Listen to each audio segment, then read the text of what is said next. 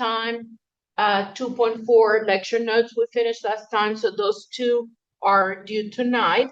Now, I may change this as we go if we didn't finish everything in the morning class, so we probably will not finish with you. Also, probably that test that I have for the 12th, which is Thursday, will be moved to the Thursday after President's Day, because we will not finish 2.7 today. I want to have a day where we review, a whole day that we review. I'm working on a practice test, paper practice test, which is really a printout from Sophia. You're not allowed, or there's no feature for students to actually print the whole thing when it's a practice test. So there's an online practice test that you could do unlimited times for no credit. But I'm also working on a paper copy so that we do some problems probably starting Tuesday, but finishing next Thursday. So I kind of wanted to give you heads up of what was going on there, that some of those will change. So we're starting today with section 2.5, and 2.5 has to do with the mean and the median. And the mean is what you probably have known all your life as an average. But the mean itself, there are different kinds of mean in statistics. It gets more complicated than that. Now, the median is actually nothing new so far because we have been working with quartiles. So the median is what you've known as the second quartile. I know you're not working, but it's actually the center value of the order data. You have to order the data in order to find the median, either by hand or on the calculator.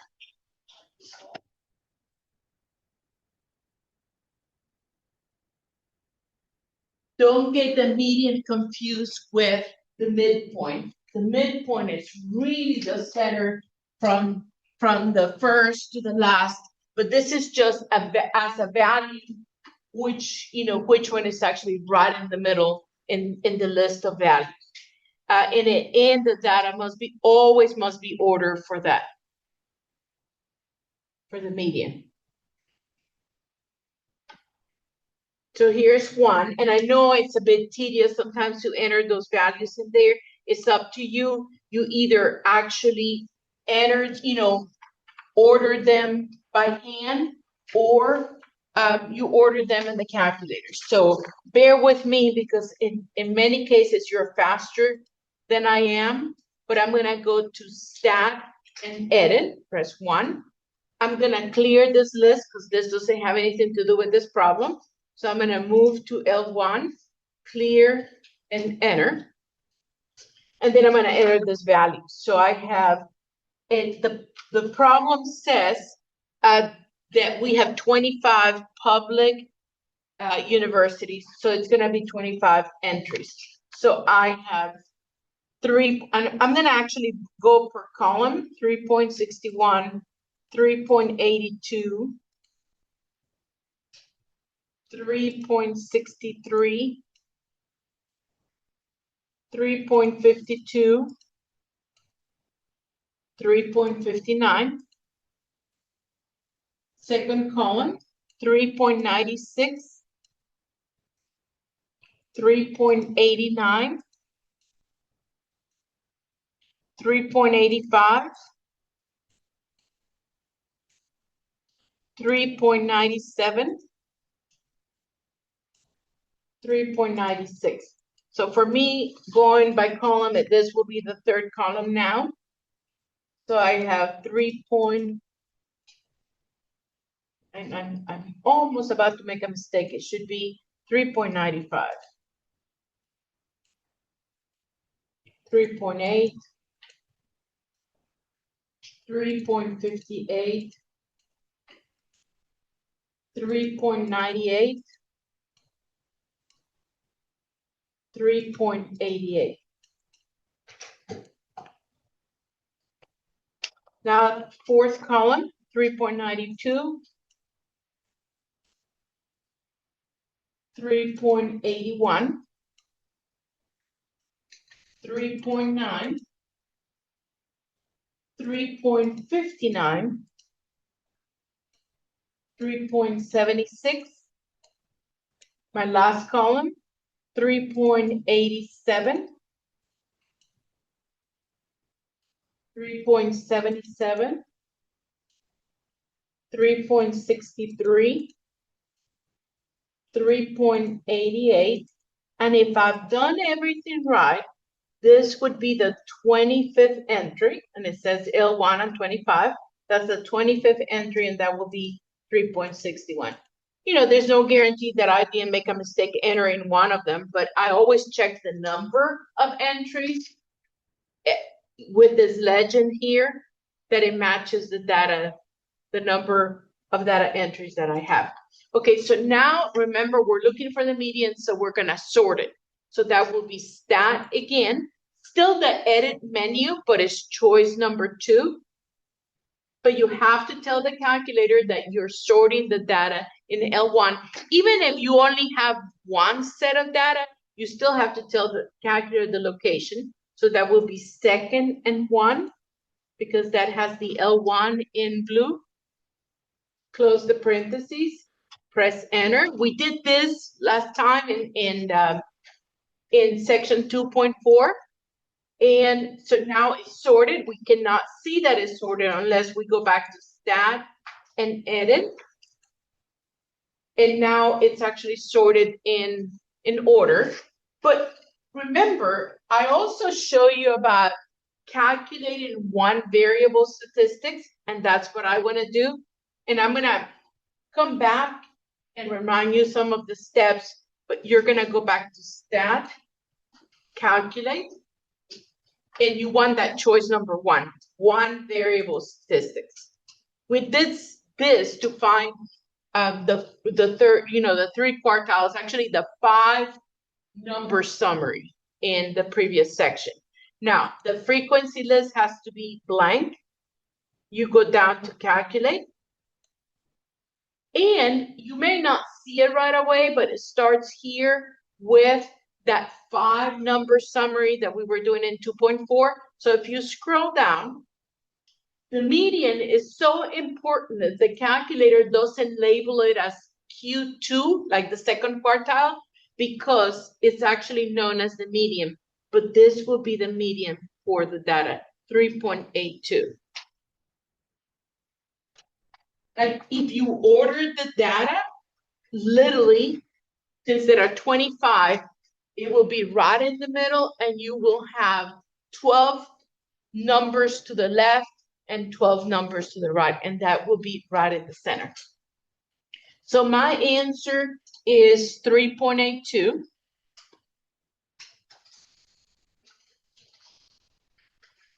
It didn't even give us instruction on how to round it, because everything was using two digits, so we used 2 digits.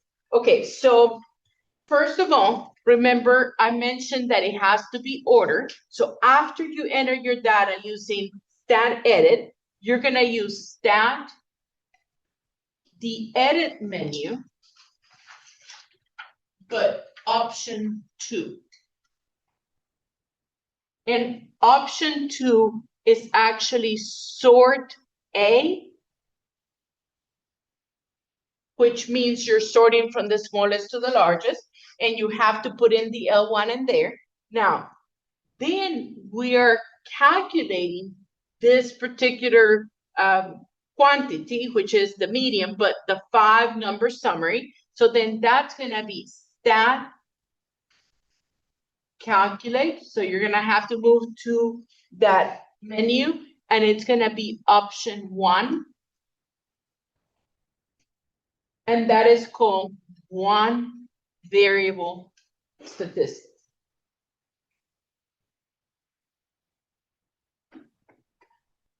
And when we did that, we saw the median, which is also the same thing as Q2. It was 3.82. So that's how we got this answer. Sometimes it's a trade-off to enter this data on the calculator. It takes time, but then it will do the calculations for you. And if you do it by hand, you have to make sure that you're counting all of them. And it might be just as tedious to rewrite them in order by hand, but it's up to you. Now, the mean is what we know in everyday life as the average. I want to remind you that this symbol in math, not just in statistics, means a sum. But when we get to 2.7, you're going to see another symbol. And I'm not going to bother you with the symbol right now, but this is actually the uppercase sigma or capital sigma. So the capital sigma always means sum. The lowercase sigma that you're going to see in 2.7 looks very different, and it's going to actually mean something else. Okay, so here is a new symbol that literally we say X bar for short, but the X bar represents the mean of a sample or sample mean.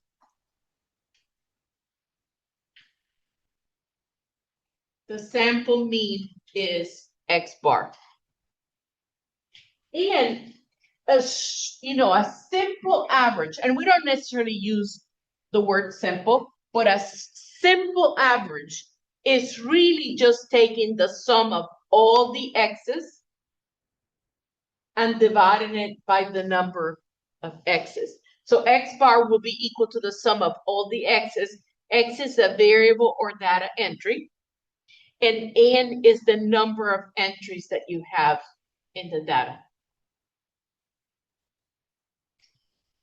So these are not too many entries, but the numbers are kind of big. I'm going to make that a little bit bigger. So I am going to use the calculator to find the mean because I want you to get used to what the symbols are also on the calculator. And then we'll talk about how you would do it by hand anyway. So I'm going to go back to Stat and Edit. I'm going to clear this list. We'll never delete a list. We just move to the L1, clear, and enter. And now I'm going to enter that data. So that will be 3214, 2800, 2624, 5330. No. Good. I don't know where I got that. 2530. I guess the cup of coffee I had before you came in is not working yet. 2492.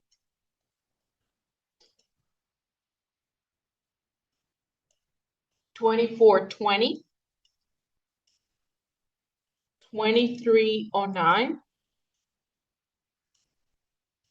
2150. 2121. And 2000. And it says in the problem, this is 20 mountaintops, so this should be the 10th entry.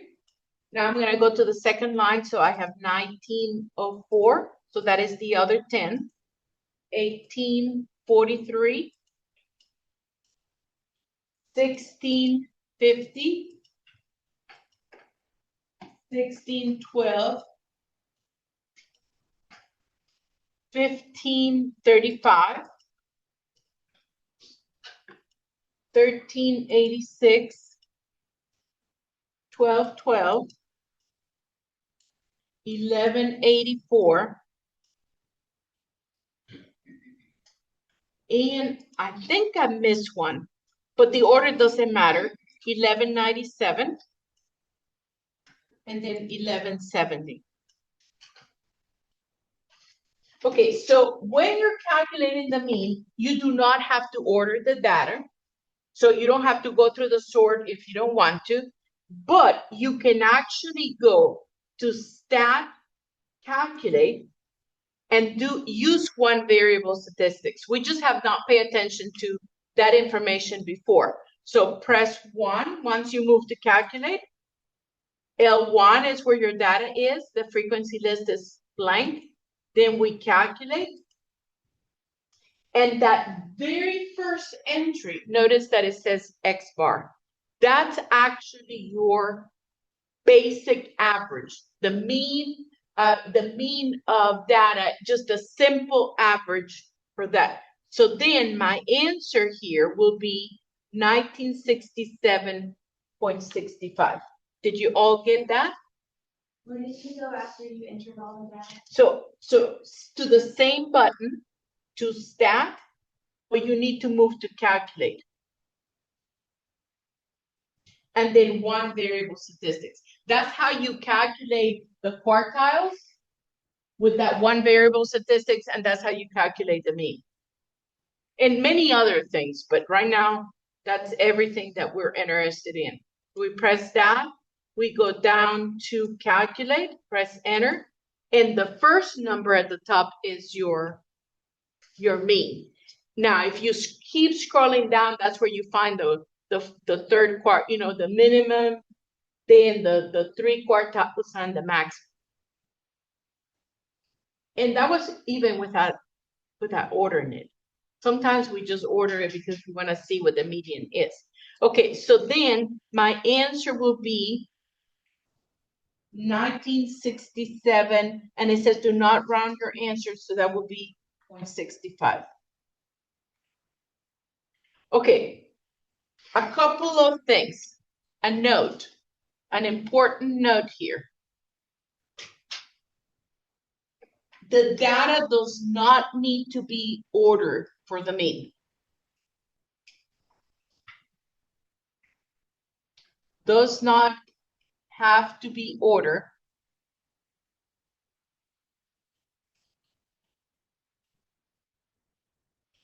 for the mean.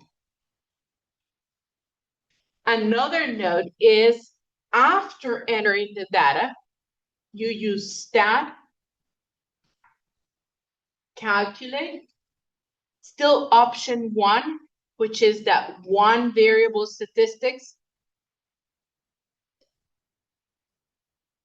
And the very first quantity that you have is actually your X bar. If I did this by hand, remember, there is a formula. I'm not saying we have to do it this way. I like using the calculator. But if we did it by hand, X bar is equal to the sum of all the X's. By the way, these are my X's. The lowercase X's. They're data entries. That's what the lowercase X's mean. So basically, you're adding all the X's and you're dividing by n. So if I would have truly done this by hand, then I would have added all those X's and I would have found 39,353 over n, because it says that there are 20 mountain tops here shown, and then I would have divided by 20, and I would have gotten the exact same answer. So sometimes we have to use the calculator. Other times we could use a formula. You decide what is more time consuming for you. Entering the data on the list in this case, or entering all of those in an addition and getting that 39,353 and divide it by 20. Personally, I will always use the calculator if there are a lot of entries. And in some problems, they may ask you more than one question, not just the mean, but other information. Now, when we get to 2.7, we're going to learn about other measurements that are in that one variable statistics, and you do not want to do that with formulas. We want to do it with the calculator. So I will always work on the calculator when possible, unless I saw maybe like 8 or 10 data entries. Then that I probably would be tempted to do it by hand with the formula. Okay, what makes the mean may be more complicated in statistics, is that there is a simple typical mean, which is the equivalent to an average, but there are others, like for example, this part 3, the weighted mean. You may not realize this, but your grade in this class is a weighted mean because 10% comes from your attendance, like all the different times that we meet. I don't remember the exact amounts, but then I divide the rest, the 80% into a percent for homework, all the different homework assignments. Then there's a percent for your tests, and that's a percent. And I remember the final exam is 20%. So attendance one day, the grade in attendance one day, it doesn't count as much as or the same as a homework assignment out of all the homework assignments that we take, or a test. So your average in this class is actually what we call a weighted mean. And that's something we have to do with the formula. So this is the formula that we have. The weighted mean is the sum of the products of the weight times the x. So W is the weight for a variable or data entry x, and the data entry is what we call x, divided by the sum of all the weights. So an example of a weighted mean, a great example of a weighted mean, it's a grade point average or GPA.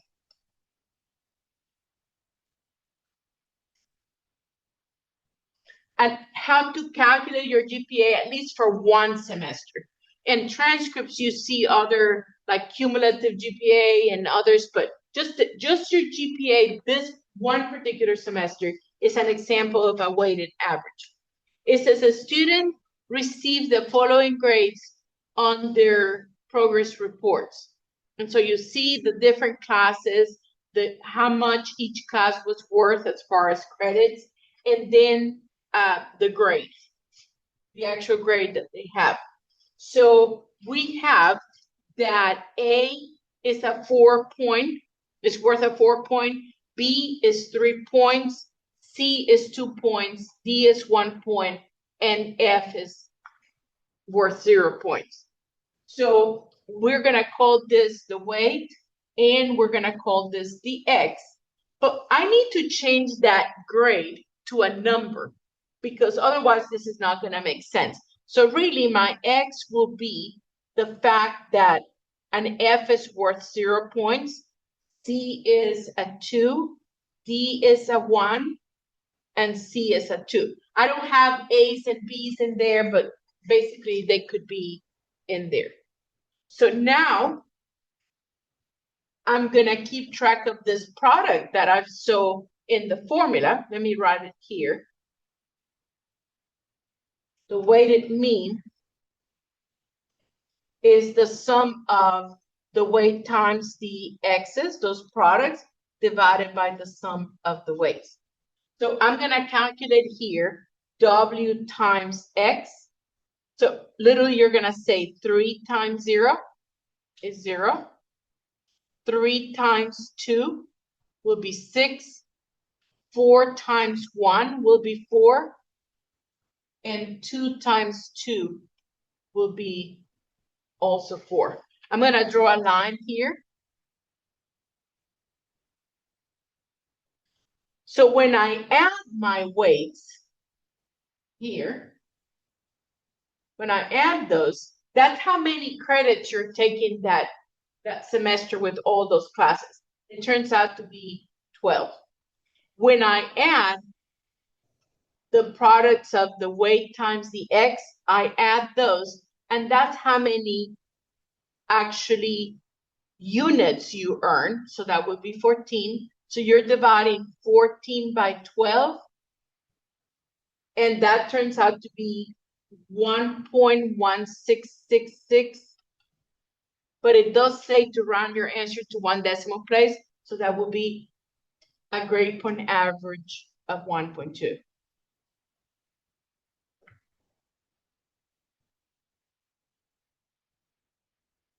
So the grade point average is very specific, okay? Then we have some problems or some examples of weighted means that are different. So it's harder to figure out what's the weight and what's the X until you think about the data. So it says find the weighted mean price of 3 models of planes sold, and the number of units sold and the unit price of each model are shown in the table below. So you have model A, B, and C. This is how many were sold: 10 of model A, 12 of model B, 18 of model C. And this is the price of each model. So if we have trouble deciding which is the weight and which is the X, remember that X is a data entry. So if I wanted to list my data entry here, literally I would have 11,000 listed 10 times, 12,000 listed 12 times, and 9,000 listed 8 times. This is your X. This is the weight. In this case, it represents the number of models that were actually sold. In the grade point average, it was kind of different and it's very specific, but in examples like this, you have to think about what is the data entry if I were to list it, and this is actually the number that we had. So I'm going to draw a line here because I need to calculate my products. I need to take W times X. So you're going to take 10 times 11,000 will be 110,000. 12 times 12,000 will be 144,000. And 18 times 9,000 will be 162,000. Now I need the sum of the weights. So that's adding this ones here. 10 plus 12 is 22, plus 18 will be 40. And I need the sum of the weights times X. So that will be adding those here. And that's going to give me 416,000. Then for the weighted mean,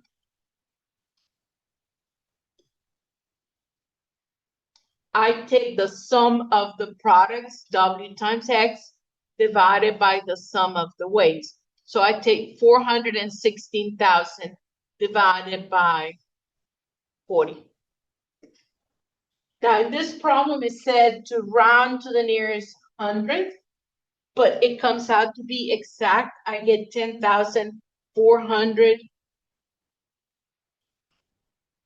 I don't really need to put zeros there, but technically the nearest, I put too many zeros, 10,400. This will be okay, but if you had a decimal, then it means 2 more places here. I'm going to erase that because it's not absolutely necessary. Came out to be exact. So there is a simple mean that is like an average that for, the entries are all worth the same. So that's a typical average that was before. There is a weighted average where you have to multiply the weight times the actual entry, add your weights and divide it by, add the products of the weight times X and divide it by the weight. Question.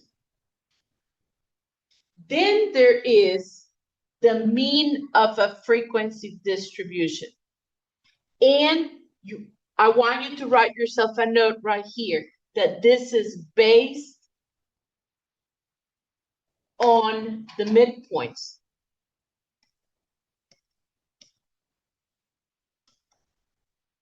For each class.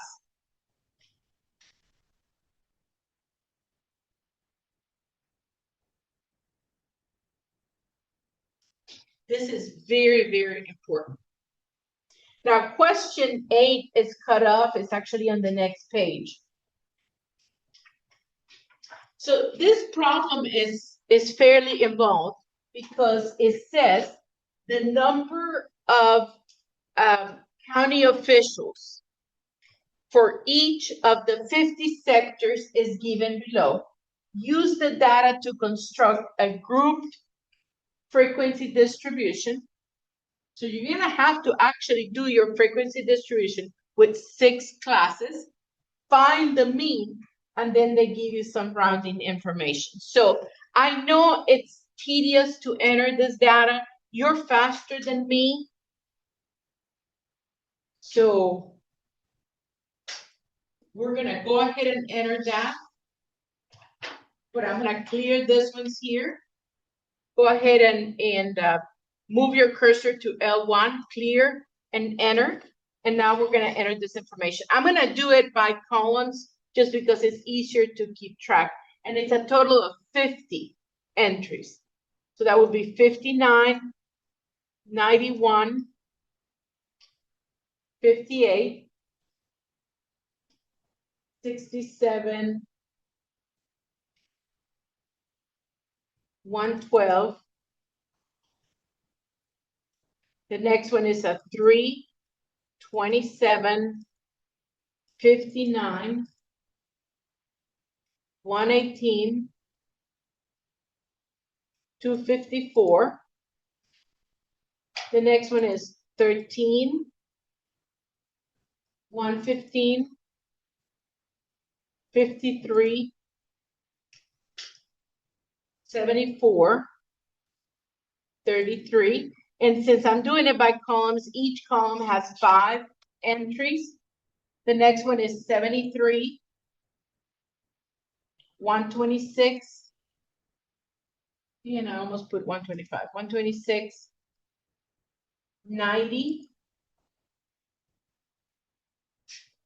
47, 27. Next row, 20, or next column, 81, 115,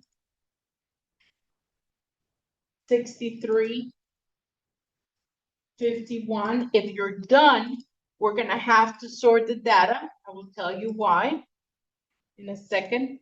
Next row, 64, 91, 90, 16, 23. Next row or next column, 42, 53, 6, 51, 58. Next one, 82, 6, 19, 12, 55, and at least it looks like it's 40th. And now the last 5, 43, 5, 30, 49, and 22. Oh, no. Let me see. So that's my last row. I think I missed the one to the. Yeah, I think I missed that. So I'm just gonna enter it now. 165, 6, 15, 75, and 38. Okay, so before I do anything else here, remember that we're actually having to build the frequency distribution with 6 classes. So before we go any further, remember, one of the biggest things you need is your class width. And you need to know which is the minimum entry, which is the maximum entry. So that's one of the reasons why we're gonna actually have to order it. I want the minimum entry. I want the maximum entry to calculate what is called the range so that I can calculate the class width. That's why I'm taking the trouble of entering that in there. That's one of the reasons. So I'm gonna go back to the data. Now I'm gonna go to stat, still edit, but sort. I have to tell the calculator that it's in list 1. So that will be second and L1. Close the parentheses, press enter. So now I have to go back to stat and edit to see that it's sorted. So I can see that the minimum entry is a 3. If you go up a couple of spaces, it goes actually to the bottom. So I see that the maximum is 254. So I have a minimum is 3, the maximum is 254. So my range will be 254 minus 3, and that will be 251. And now for the class width, you take the range divided by the number of classes. We were given a number of 6 classes, so you take 251 divided by 6. Before I do this division, remember the class width is kind of unique in the sense that we always round it up. It does happen to be 41.83, but even if it was 41.23, you will round it up to the nearest integer. Okay, so in the frequency distribution, remember we have class limits.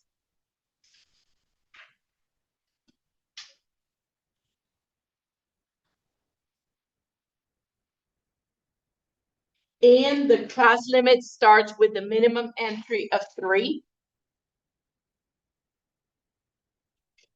And the class width of 42 gives you the next class width or class lower class limit. So that will be 45.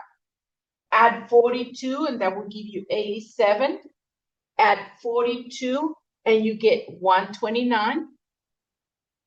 Keep adding 42 until you have 6 classes.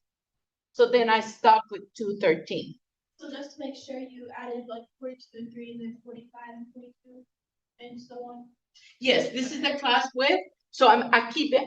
I could have found it slightly different, but to get started, it has to start with the minimum entry. Then you add 42 and you get 45, and you keep adding the class width to get the next lower limit, the next lower limit, and so on. Now, to find the upper limit, remember class widths don't overlap. So if this class starts with 45, then this one should end with 44. If this one starts with 87, then that means this one should start with 86.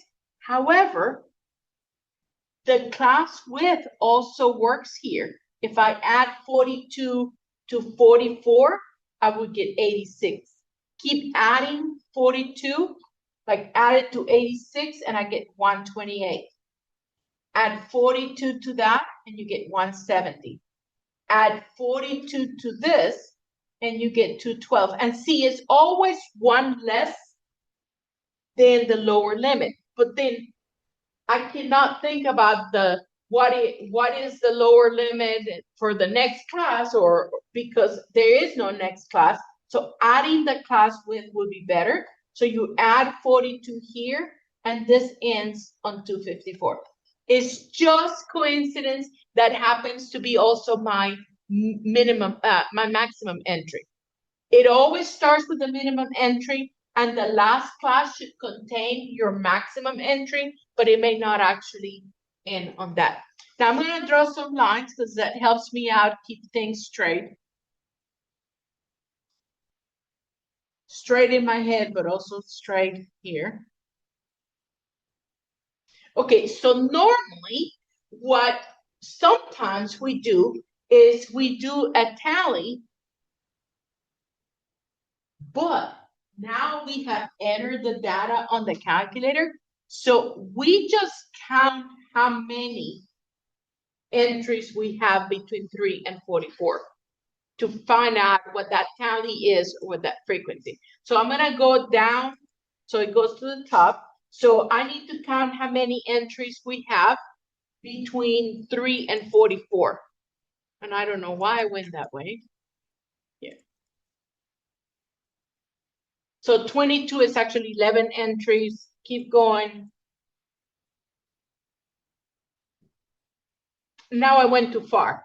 43 was the last entry that is between 3 and 44. And notice that is the 19th entry. So actually, I could just put a 19 right there. Then I need to count how many entries are between 45 and 86. So the first one would be that 47. So right there, I have 11 between 45 and 86. Now I've gone too far. So through the 82 was also 19 of them. Then I want to know how many entries are between 87 and 128. So I'm going to go down. I know 90 is.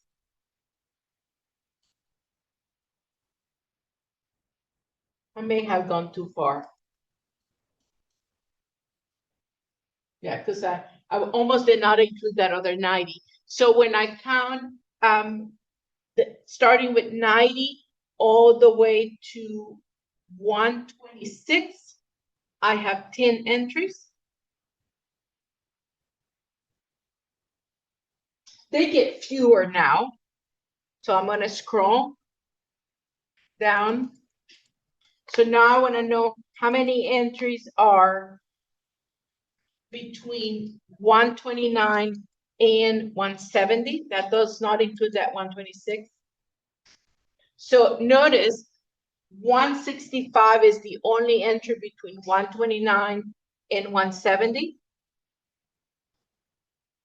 There are no entries between 171 and 212, so that would be 0, and only 254s in this last class right here. Remember, when we were building this to draw histograms, that 0 meant that there was no bar, no entries for that class. That could happen. Okay, so now remember what I said about this type of mean is based on the midpoints. So now I'm going to calculate the midpoint. So when I do that calculation for the first class, I take 3, the lower limit, plus 44, the upper limit, and divide it by 2. That's your midpoint. And that's going to give me 47 divided by 2 is actually 23.5. I'm going to put it in a little box. We haven't used that symbol X of M, but that's what they're using in here. So the midpoint for the first class is 23.5. Now, I could calculate this way, the midpoint for every class, but it is kind of time consuming. The class width of 42 also works here. If I add 42 to 23.5, I get 65.5. Add 42, and I get 107.5. Add 42, and it's 149.5. Add 42, and it's 191.5. Add 42, and it's 233.5.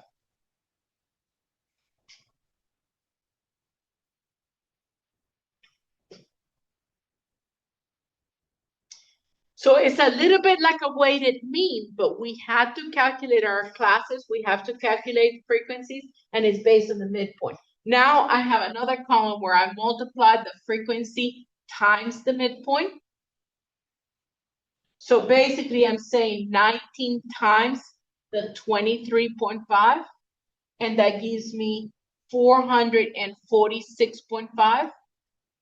The next one, 19 times 65.5, and that's going to give me 1244.5, and I keep doing that. 10 times 107 will be 1,075. 1 times 149 will be 149.5. 0 times 191.5 is 0. And 1 times 233.5 will be that. Okay, so now I'm gonna need some totals here. So I'm gonna draw another line right here. Just like you needed the sum of the weights, you need the sum of the frequency. So if you add those, you will get the total number of entries that you have, literally 50. So this is actually the sum of the frequency. You need that. You need the sum of these products. So this will be the sum of the frequency times the midpoint. That will be adding all these numbers, and that turns out to be 3,149. So in a way, I do kind of have a formula emerging for this frequency, this mean of frequency distributions, but I have to do all this work before I can do that. So the mean of a frequency distribution is equal to the sum of the products of the frequency times the midpoint divided by the sum of the frequency. So that's kind of a formula for us here. But you have to do each part where you find the frequency, especially if you're where you have to find the midpoints. Especially if you're starting from scratch, you have to do the whole frequency distribution, and you're taking 3149 divided by 50, and that is 62.98. And it said, round your answer to the nearest 10th. This was exactly that. So that's going to be actually the X bar. It's going to be 62.98. Very involved. So a mean in statistics could be a simple mean, but it could be a weighted mean, and then a weighted mean, a typical weighted mean like the grade point average, and then you have the mean of the frequency distribution.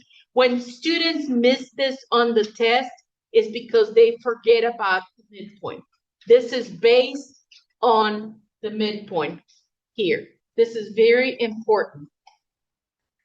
So write yourself a note that is like the weighted mean, but you actually have to use the midpoints here. So this is the end of assignment number 9. So this is due on Tuesday. And that is the 10th.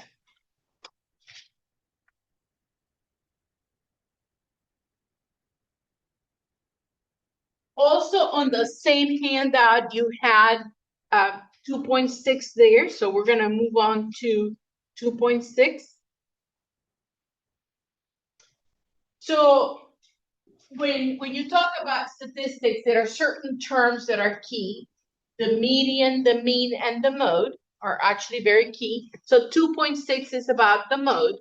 The mode is actually the entry, the value or data entry that repeats the most.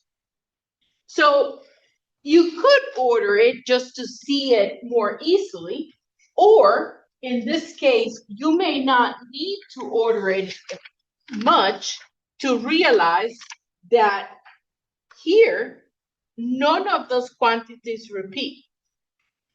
Like you see 110, you don't see it anywhere else. None repeat here.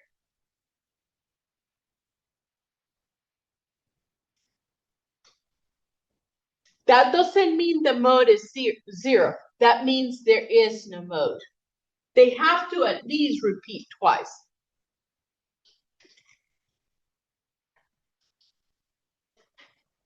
Now, here's another example. I'm going to make them bigger. This says the number of touchdowns scored by a high school football team in each of the last 15 seasons are recorded below. Find the modes. And notice it says modes plural, so that they could repeat. A mode, there could be more than one mode. Enter the modes from least to greatest. Okay, so I'm just gonna do a tally here. So I see the 53, and on the first row, I see 53 twice. Then I see a 56, and I see it twice, but then I see 46 once in the first row. Now, the second row, I see 53 twice. I see 53 times, but I didn't leave enough space for 50. I'm just gonna put 50 here, and I see it 3 times. In the third row, I see 53 times. I see 53 twice, and that's it. So notice that 50 and 53, they both repeat 6 times. The most times they repeat. An entry repeats, in this case, is 6 times. So they're both the mode. And be careful in your homework because it says enter the modes from the least to the greatest. I know that's very picky. So that means you want to list 50 first and 56 second. If you do that, if you do it in reverse order, it's going to keep entering, marking that wrong. And it's just the order, but they're telling you to do that. Now, if you have two modes, we say the data is bimodal.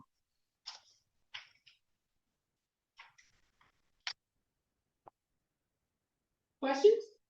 Wouldn't it be 53? One, two, three, 4, 5, 6. And then what was the other one that I said? 50? I think.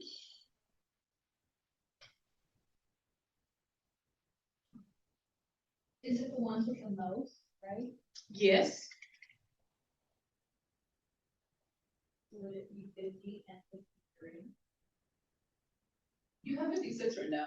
Oh. I see. Okay, yes, it should be 53. Just, I'm telling you that coffee is not working. Sorry. Yes, yes. 56 is not because it doesn't repeat except for twice. Very good. Thank you.